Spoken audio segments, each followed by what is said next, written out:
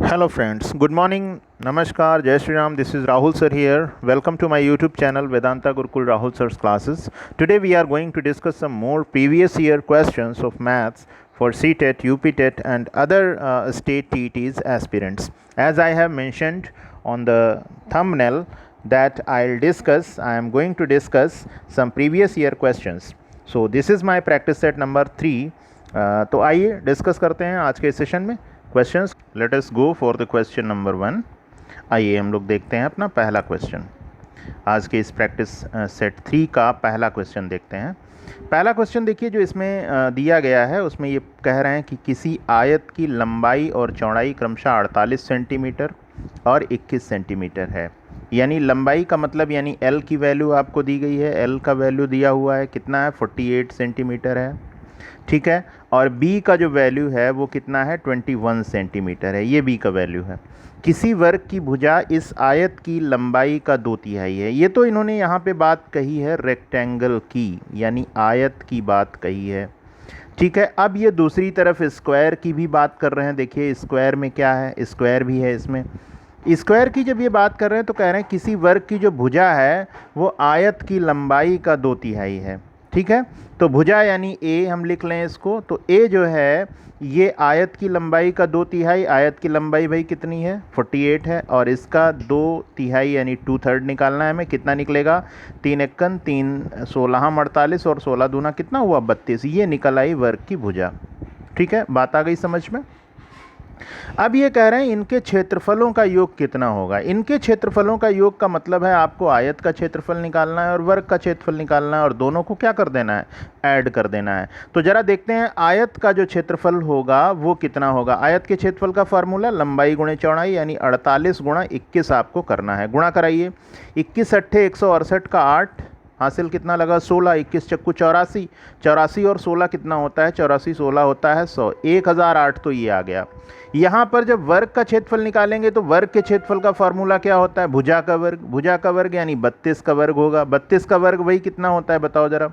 32 का वर्ग होता है 1024. कितना होता है 32 का वर्ग 1024. अब इन दोनों को हमें क्या कर लेना है जोड़ लेना है 1008 और 1024.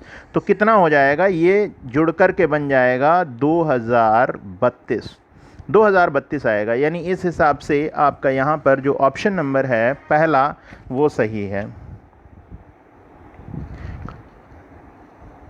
ठीक है. ऑप्शन नंबर पहला सही है. So now go for the question number 2. आइए देखते हैं क्वेश्चन नंबर 2 देखते हैं. दूसरा क्वेश्चन. दूसरे क्वेश्चन में पूछा गया है गुणनफल 672 गुणा 36 गुणा 25 बराबर है. गुणनफल 672 गुणा 36 गुणा 25 बराबर है.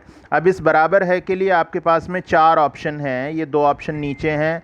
7 सप्ताह में मिनट की संख्या, 60 दिनों में घंटों की संख्या है ना, और 5 दिनों में सेकंडों की संख्या, 1 सप्ताह में सेकंडों की संख्या. यानी ये किसके बराबर है. तो देखिए इसमें हम कर क्या लें कि सबसे पहले जो लिखा हुआ है 672 गुणा 36 गुणा 25 इसको थोड़ा सा हम जरा तोड़ने की कोशिश करें.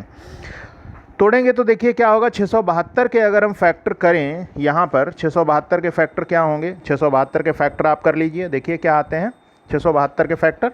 672 के फैक्टर में सबसे पहले इसको 4 निकालने की कोशिश करें ताकि 4 और 25 मिलकर के कितने हो जाएं 100 हो जाएं.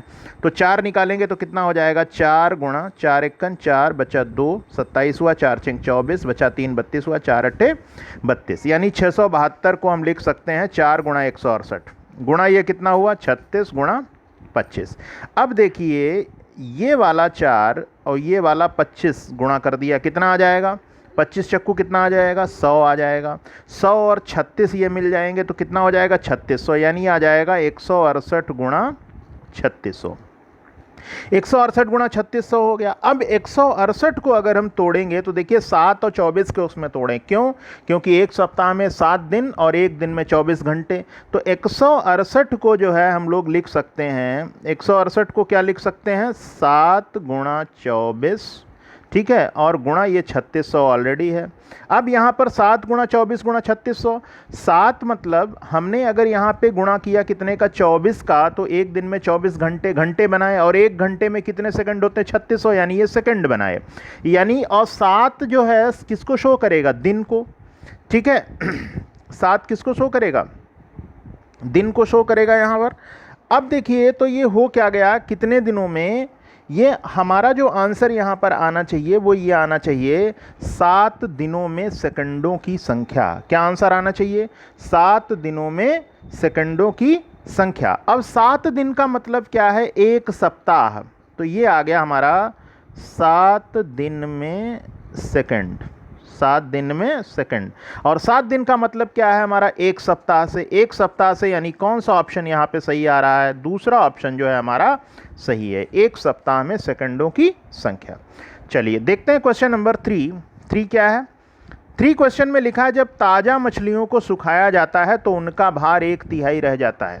ताज़ी मछलियाँ हैं, उनको सुखाने पर उनका भार जो है वो 1/3 रह जाता है। फिर कहा है कि साबी ने 2709 किलो ताज़ा मछली 27 रुपये प्रति किलो की दर पर खरीदी।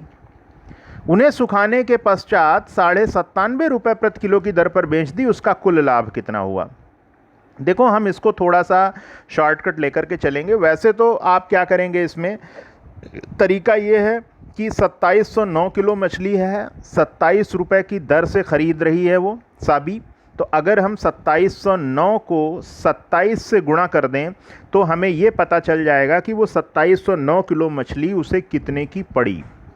लेकिन जो बचेगी वो 1/3 जो है रह जाती है, यानी 2709 का 1/3 कर देंगे, जो कि आ जाएगा 903, 3 नेम 27, 0 3 3 903 आ जाएगा। और इसी 903 को 97.5 से हम क्या करा देंगे, गुणा करा देंगे, ठीक है। गुणा कराने में जो भी समय लगे गुणा करा देंगे। जो भी यहाँ पर आएगा उसमें से हम जो 2709 गुणे 27 जो प्राप्त हुआ था उसको माइनस कर देंगे, तो यहाँ पर हमें लाभ पता चल जाएगा। लेकिन मैं यहाँ पर ऐसा कतई करने वाला नहीं हूँ, because it's going to be very very time consuming, तो इसमें समय हमें ज़्यादा लग जाएगा। तो अब हम देखें हमें इसमें करना क्या है, समझ लीजिए ज़रा। समझना ये है कि जब ताज़ा मछलियों को सुखाया जाता है तो उनका भार 1/3 रह जाता है। उसने 2709 किलो ताज़ा मछली 27 रुपये प्रति किलो की दर पर ख़रीदी। अब भाई ये बताओ, वो जो 1/3 रह गई, 1/3 रह गई, इसका सीधा सीधा मतलब हम ये समझ लें, सीधा सीधा मतलब ये समझ लें कि जो भी बची हुई है, जो भी बची हुई है, बची कितनी है, बची कितनी है ज़रा देखिए। जो भी मछली बची हुई है 2709/3, बची मछली कितनी है, बची है 903 किलो बच गई। खरीदती है 2709, सूखने के बाद 903 किलो रह जाती है, तो 903 ही वो रह गई। तो एक तरीके से ये 903 27 में फिर नहीं पड़ी, ये हो गया रेट 3 गुना। कैसे, जब यहाँ पर मात्रा यानी क्वांटिटी 1/3 रह गई है तो इसका मतलब रेट 3 गुना हम कर लें, यानी 903 किलो जो मछली है ये उसे पड़ी है 81 रुपये प्रति किलो में। ये बात आई समझ में भाई। अगर सुखाने पर मछली 1/3 रह जाती है, 1/3 तो रेट कितना, 3 गुना कर दीजिए। अगर 1/4 रह जाती तो रेट कितना कर देते, 4 गुना कर देते। अगर 1/5 रह जाती तो रेट कितना कर देते, 5 गुना कर देते, यानी हमें 5 गुने में पड़ गई। यानी यहाँ पर हमें 3 गुने में पड़ी। 3 गुने का मतलब 27 तियाँ 81 रुपये में पड़ गई। बेची कितने में, 97 रुपये 50 पैसे में। तो हम इसका प्रति किलो लाभ निकाल लें, तो पर केजी प्रॉफिट कितना है, पर केजी प्रॉफिट, पर केजी जो प्रॉफिट निकल रहा है उसके लिए हम क्या करें, 97.5 से 81 भाई जो है ये माइनस कर दीजिए, तो 0.5 6 9 से 8 गया 1, कितना आया, 16 रुपया 50 पैसा। 16 रुपये 50 पैसा जो है ये प्रति केजी फ़ायदा हो रहा है। और हमें फ़ायदा कितने पर होना है, फ़ायदा होना है 903 किलो पर। तो 903 को गुणा हमें करा देना है 16.5 से, कितने से, 16.5 से, 16.5 से गुणा करा दो, तो 16 तियाँ 48 और 16 नेमा 144, 14,448 रुपये तो ये हो गए। और आधा रुपये यानी 50 पैसे के हिसाब से, और तो यानी इसके आधे, और तो इसका आधा कितना हुआ 451 रुपया 50 पैसा। किसका आधा? 903 का आधा। भाई 903 में 16.5 की गुणा करवानी है, तो सबसे पहले हमने क्या किया, हमने गुणा करवा दी 16 से। 16 से गुणा कराने पर 16 3 48, 16 ने में 144, 14,448 ये आ गया, और 903 का आधा 451 रुपया 50 पैसा ये आ गया। जोड़ लीजिए तो 50 पैसा ये बना, और 8 1 9, 5 4 9, 4 4 8 और 14 ये, तो कितना आ गया 14,899, 14,899 रुपया 50 पैसा। तो कौन सा ऑप्शन यहाँ पर सही आ रहा है? पहला ऑप्शन सही आ रहा है, 14,899 रुपया 50 पैसा। 14,899 रुपये 50 पैसा, पहला ऑप्शन जो है वो सही है। अब देखते हैं हम लोग क्वेश्चन नंबर 4, ये अगला क्वेश्चन है, तो चलिए इसको देखते हैं। पढ़िए इस क्वेश्चन को। हरीश ने एक स्कूटर 49,553 में ख़रीदा। हरीश ने एक स्कूटर 49,553 में ख़रीदा, यानी ये तो है कॉस्ट प्राइस इसका। उसने 8,076 रुपये का नकद भुगतान किया, यानी 8,076 रुपये वो कैश पेमेंट दे देता है, और बाकी की रकम यानी शेष रकम को 37 इंस्टॉलमेंट में, 37 इक्वल इंस्टॉलमेंट हैं, 37 बराबर किस्तों में देने पर वो राजी हुआ। बताना है प्रत्येक किस्त की राशि कितनी होगी। बहुत सिंपल क्वेश्चन है, कोई दिक्कत नहीं है। 49,553 से आपको माइनस कर लेना है 8,076, यानी वो शेष रकम जिसकी इंस्टॉलमेंट बनानी है, ये देखिए कितनी रकम है। घटाइए 10 3 13, 13 से 6 गया, कितना आया 7 आया, 4 बचा, ठीक है 14 हुआ, 14 7 गया, कितना आया 7 आया। फिर यहाँ कितना बचा, फिर 4 बचा, ठीक है 4 ऐसे ही उतार दीजिए, और यहाँ पर 9 से 8 घटाना है, कितना आया 1 आया, और इधर कितना 4, यानी 41,477 रुपये की ये जो रकम है, ये उसको किस्तों में देनी है। कि कैसी किस्तों में? बराबर किस्तों में। और कितनी किस्तें बनानी है? 37। तो इसको आप क्या करिए 37 से डिवाइड कर दीजिए, तो प्रत्येक किस्त की राशि आ जाएगी। तो प्रत्येक किस्त की राशि निकालने के लिए क्या करेंगे, 41,477 में कितने का भाग लगा देंगे? 37 का भाग लगा देंगे। तो यहाँ पर लिख लीजिए प्रत्येक किस्त बराबर होगी 41,477 भाग 37। 37 से ज़रा भाग दीजिए, देखिए आंसर इसका कितना आता है।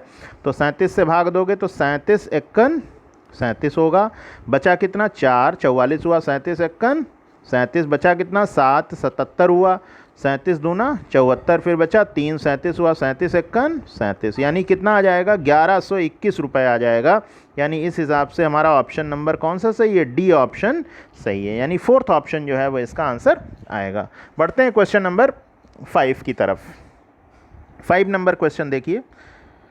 क्वेश्चन क्या है? क्वेश्चन में पूछा गया है कि 3 सही 1/4 किलोग्राम चीनी से 1/16 किलोग्राम चीनी के कितने पैकेट बनाए जा सकते हैं। 3 सही 1/4 किलो चीनी है, इससे 1/16 किलोग्राम चीनी के कितने पैकेट बनाए जा सकते हैं। तो कुछ भी मान लीजिए, मान लिया x पैकेट बनाए जा सकते हैं। कितनी चीनी के? 1/16 किलोग्राम चीनी के कितने पैकेट? x packet. तो टोटल कितना हुआ? x गुणा 1/16, ये बराबर होना चाहिए 3 सही 1/4 के। ऐसा ही तो है, सॉल्व कर लीजिए कैसे होगा। तो x बराबर आ जाएगा 3 सही 1/4, यानी 4 3 12, 1 13/4, और 13/4 में भाग लगाना है किसका? 1/16 का। तो ये क्या बन जाएगा? 13/4 गुणा 16/1। भाग की जगह जब गुणा ले लेंगे तो संख्या क्या होगी? पलट जाएगी। बात आई समझ में? सॉल्व करिए। 4 चक्कू 16 और 13 चक्कू कितना हुआ? 52, यानी कितने पैकेट आएंगे? 52 पैकेट आएंगे। ठीक है, यानी हमारा ऑप्शन नंबर कौन सा सही है? दूसरा ऑप्शन सही है। देखते हैं क्वेश्चन नंबर 6 में कहा है एक स्कूल में 1/2 छात्र बैडमिंटन खेलते हैं, 1/4 छात्र वॉलीबॉल खेलते हैं, 1/8 छात्र टेनिस खेलते हैं, और 1/16 छात्र शतरंज खेलते हैं। और बाकी के जो हैं वो क्या करते हैं? देखिए यहाँ पे क्वेश्चन पूरा, बाकी के तैराकी के लिए जाते हैं। यदि वॉलीबॉल खेलने वाले छात्रों की संख्या 160 है तो कितने छात्र शतरंज खेलते हैं, ये बताना है। ठीक है, क्वेश्चन आप ध्यान से देख लीजिएगा। क्वेश्चन में क्या कहा गया है? ठीक है, क्वेश्चन में कहा गया है कि एक स्कूल में 1/2 छात्र जो हैं वो खेलते हैं बैडमिंटन। 1/4 छात्र खेलते हैं वॉलीबॉल, 1/8 छात्र खेलते हैं क्या, टेनिस, ठीक है, और 1/16 खेलते हैं शतरंज, और बाकी तैराकी के लिए जाते हैं। वॉलीबॉल खेलने वाले छात्रों की संख्या 160 है, तो शतरंज खेलने वाले बताने हैं, ठीक है। कितने छात्र शतरंज खेलते हैं, तो 1/2 बैडमिंटन खेलते हैं, 1/4 वॉलीबॉल खेलते हैं। देखिए 1/2 ये बैडमिंटन खेलते हैं, 1/4 क्या खेलते हैं, वॉलीबॉल खेलते हैं, 1/8 टेनिस खेलते हैं, 1/16 शतरंज खेलते हैं। बाकी के तैराकी के लिए जाते हैं, बाकी के ये तैराकी के लिए जाते हैं। ज़रा देखिए, ऐसे जब भी क्वेश्चंस आएँ, ये फ्रैक्शन की बात हो, तो जितनी भी फ्रैक्शंस वहाँ पर दी हों उनका लासा ले लीजिए, वही पूरे माने जाएंगे, वही पूरे आप खिलाड़ी यहाँ पे ले लीजिएगा। तो 2, 4, 8, 16, इनका एलसीएम कितना आएगा, 16 आएगा। अब देखो 16 का 1/2 खेलते हैं बैडमिंटन, 16 का 1/2 कितना हुआ भाई, 16 का 1/2 हुआ है 8, 8 खेलते हैं बैडमिंटन, ठीक है। इसके बाद में फिर कह रहे हैं 1/4 खेलते हैं वॉलीबॉल, 16 का 1/4 कितना हुआ, 4, 16 का 1/4 कितना हुआ, 4, 4 खेलते हैं क्या, वॉलीबॉल खेलते हैं। फिर इसके बाद में कह रहे हैं 1/8 खेलते हैं टेनिस, यानी 16 का 1/8 कितना हुआ, 2, 2 खेलते हैं टेनिस, ठीक है, 2 खेलते हैं टेनिस। और 1/16 खेलते हैं शतरंज, तो 16 का 1/16 कितना हुआ, 16 का 1/16 कितना हुआ, 1 हुआ, 1 खेलता है क्या, शतरंज।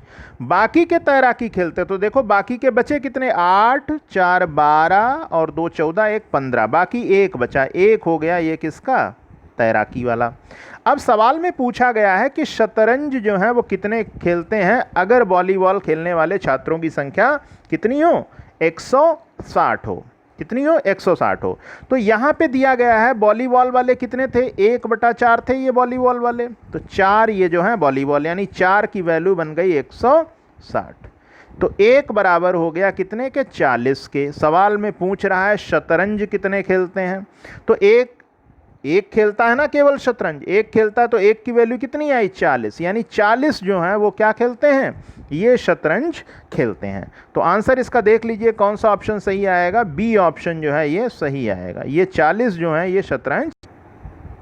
क्वेश्चन नंबर 7 देखते हैं। क्वेश्चन नंबर 7 में पूछा गया है 18 सही 3/4 में कितने चतुर्थांश हैं, 18 सही 3/4 में कितने चतुर्थांश हैं, ध्यान दीजिएगा। यानी पूछा गया है 18 सही 3/4 में कितने चतुर्थांश, का मतलब 1/4, अर्धांश कहता है 1/2, ठीक है, कितने 1/4 हैं ये बताना है। तो ऐसे में क्या करेंगे, आपको अगर 1/4 इनकी संख्या निकालनी है कि कितने 1/4 हैं, तो 18 सही 3/4 में भाग लगा देंगे कितने का, 1/4 का। कैसे, मान लेंगे कि x 1/4 है, तो x गुणा 1/4 बराबर ये बन जाएगा 18 सही 3/4 के। तो यहाँ से जब निकालोगे तो x की वैल्यू ये आ जाएगी। सॉल्व कर लेंगे, कैसे सॉल्व करेंगे, 18 चक्कू 72 और 3 75, 75/4 बटा 1/4, 4 से 4 कट जाएगा, संख्या कितनी आ जाएगी, संख्या आ जाएगी 75, यानी कितने चतुर्थांश आएंगे, 75 आएंगे।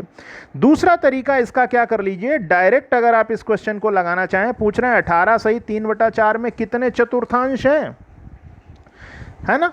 तो देखो 18 तो पूरा पूरा है, एक संख्या में कितने चतुर्थांश होते हैं भाई, एक पूरा, ये एक है मान लिया। अब इसको चतुर्थांश अगर बनाएंगे तो देखो कितने चतुर्थांश इसमें होंगे, इसमें चतुर्थांश हैं 1, 2, 3, 4, 4 चतुर्थांश हैं। तो एक में जब 4 चतुर्थांश हैं तो 18 में कितने हुए, 18 चक्कू 72, तो ये हो गए। और 3/4 का मतलब है 4 में 3, यानी 3 चतुर्थांश, और तो 72 और 3 कितना हुआ, 75। ऐसे भी लगा सकते हैं, या दूसरा काम और एक कर सकते हैं, 18 सही 3/4 है तो इसको आप किस में, साधारण भिन्न में बदल लें, 18 चक्कू 72 और 3 75/4। और कितने चतुर्थांश पूछ रहे हैं, यानी 1/4 से भाग करना है। 1/4 से भाग कहो चाहे कहो 4 से गुणा, 4 से 4 कट जाएंगे, तब भी कितना आएगा, 75 आएगा। यानी हमारा ऑप्शन नंबर कौन सा सही है, तीसरा ऑप्शन जो है ये सही है। क्वेश्चन नंबर 8 की बात करते हैं। 8 में लिखा हुआ है एक बीकर में 3/7 भाग में पानी है। बीकर को ऊपर तक भरने के लिए 16 लीटर पानी की आवश्यकता होती है। बीकर की धारिता बताओ। देखो बीकर में पानी कितना है, 3/7। 3/7 का मतलब क्या है कि 7 में 3/7 का मतलब जरा समझिए। 3/7 का क्या मतलब है? 3/7 का मतलब है 7 में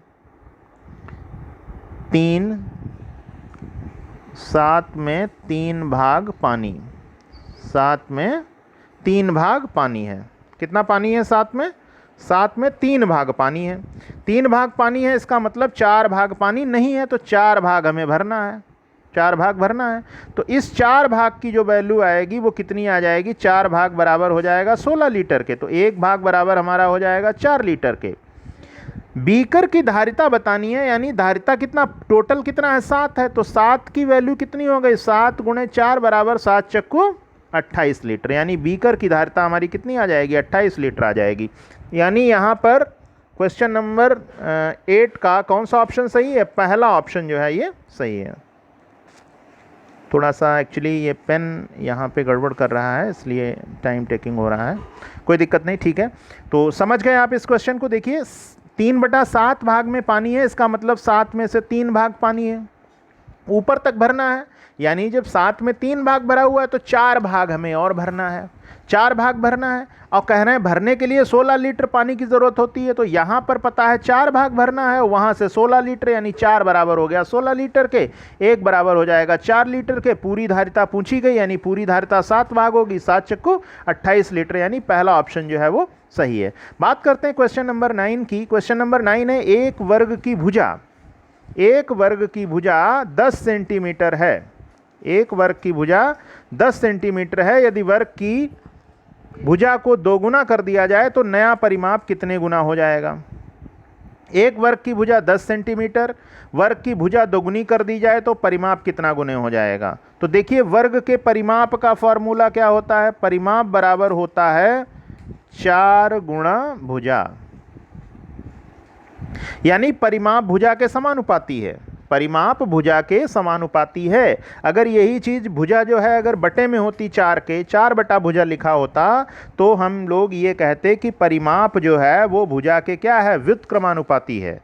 समानुपाती का मतलब है एक की वैल्यू बढ़ेगी तो दूसरे की भी बढ़ेगी, और व्युत्क्रमानुपाती का मतलब ये होगा कि अगर एक की बढ़ेगी तो दूसरे की घटेगी। तो यहाँ पर कह रहे हैं अगर वर्ग की भुजा 2 गुनी कर दी जाए तो परिमाप कितने गुना हो जाएगा? तो वर्ग की भुजा अगर आप 2 गुनी करेंगे तो परिमाप भी उसी अनुपात में क्या हो जाएगा? बढ़ जाएगा यहाँ पर, यानी परिमाप हो जाएगा 2 गुना। यानी कौन सा ऑप्शन सही है? पहला ऑप्शन जो है ये सही है। क्वेश्चन नंबर 10 की बात करते हैं, और ये आज के सेशन का लास्ट क्वेश्चन है। 1 - 1 + 1 - 1 + 1 - 1 का सम संख्यक पदों तक योग कितना होगा? सम संख्यक पदों तक का मतलब क्या है? सम और विषम की अगर हम बात करते हैं तो सम का मतलब है 2, 4, 6, 8, 10, ये सब सम संख्याएं हैं। विषम अगर कहते हैं तो कहाँ से शुरू करते? 1 से 1 है, 3 है, 5 है, 7 है, ये सब विषम संख्यक हैं। सम संख्यक पदों तक योग कितना होगा? आप देखो 1 से शुरू किया फिर -1, तो ये प्लस वाला माइनस वाला कैंसिल हो जाएगा 2। फिर अगर 3 पद होंगे तो ये एक एक्स्ट्रा हो जाएगा, यानी सम रहने पर ही ये कटेंगे। तो सम संख्यक तक ही पूछा गया है, तो ये सब क्या हो जाएंगे? प्लस माइनस कैंसिल होते चले जाएंगे और हमें मिलेगा क्या? 0 मिलेगा। यानी यहाँ पर हमारा ऑप्शन नंबर क्या होगा? बी सही होगा। So it was all about today's session. तो इसमें मैंने कुछ प्रीवियस ईयर के क्वेश्चंस लिए थे और मैंने आपको इनको अच्छे तरीके से समझाने की, एक्सप्लेन करने की कोशिश की है। और बाकी आगे के वीडियोस में हम कुछ और प्रीवियस ईयर्स के क्वेश्चंस देखेंगे, और उम्मीद है आपको हमारा वीडियो पसंद आएगा। और अगर ये पसंद आता है मेरा ये वीडियो तो आप प्लीज़ इसको लाइक करें, और लाइक करें तो फिर शेयर और सब्सक्राइब करना भी न भूलें। शेयर और सब्सक्राइब अवश्य कर दें, बेल आइकन अवश्य दबाएं, ताकि हमारे वीडियोस के जो नोटिफिकेशन है वो आपको समय पर मिल सकें और आप हमारे वीडियोस से लाभान्वित हो सकें। Okay, thanks for watching Vedanta Gurukul Rahul sir's classes. Have a nice time.